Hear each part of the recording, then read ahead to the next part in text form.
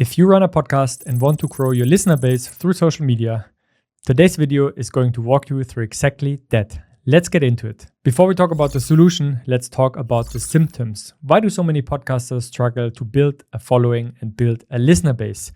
Mostly because they have the strategy of hope. Hope that people will share their podcast voluntarily. Hope that they will land this big guest that will finally blow up the podcast.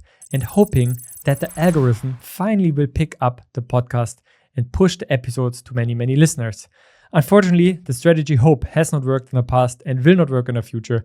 If you want to grow your podcast, you need to be proactive. And that's exactly what I'm going to help you with today. The first tip is a big one. Use video wherever you can. Video is an incredibly powerful tool, especially on social media, to really engage with your listeners, to really engage with your audience. That's why, if you have the chance, use video content to record your podcast.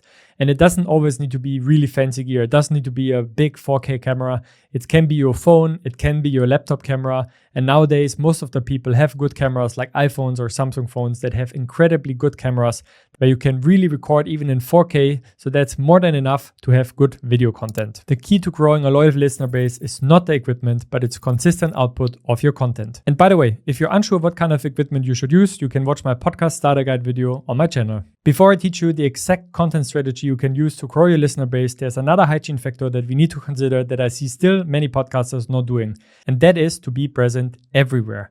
Most podcasters only upload their podcasts, for example, on 1 or 2 podcast platforms, but I always say the more, the merrier. So why not uploading your podcast to Apple Podcasts, to Spotify, to YouTube, to Stitcher, to Deezer, to all different kinds of podcast platforms?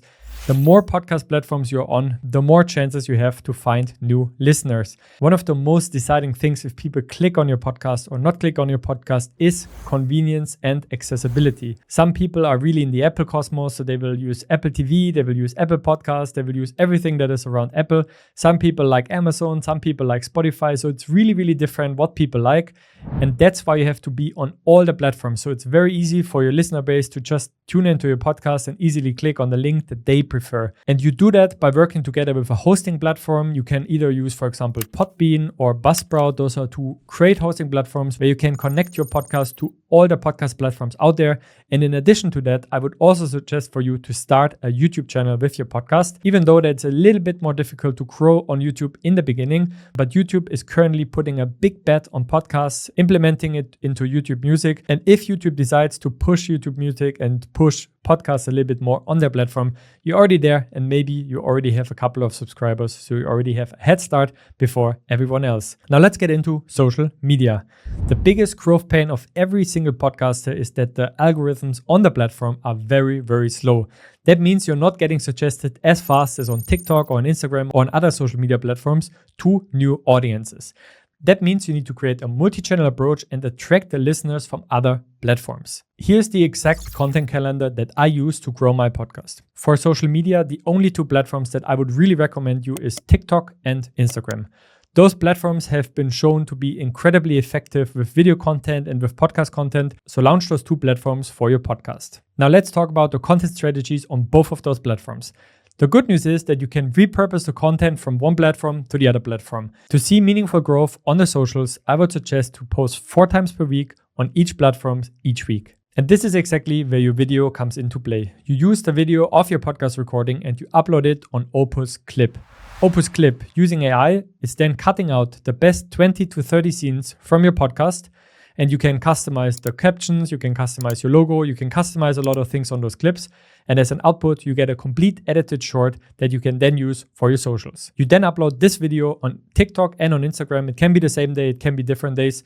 You upload it 4 times a week, or you use, for example, a scheduling tool like Buffer or anything else that you use to scheduling your social media content. And here's the important part. After each week, you go back and check the performance of your social media posts and what video performed the best.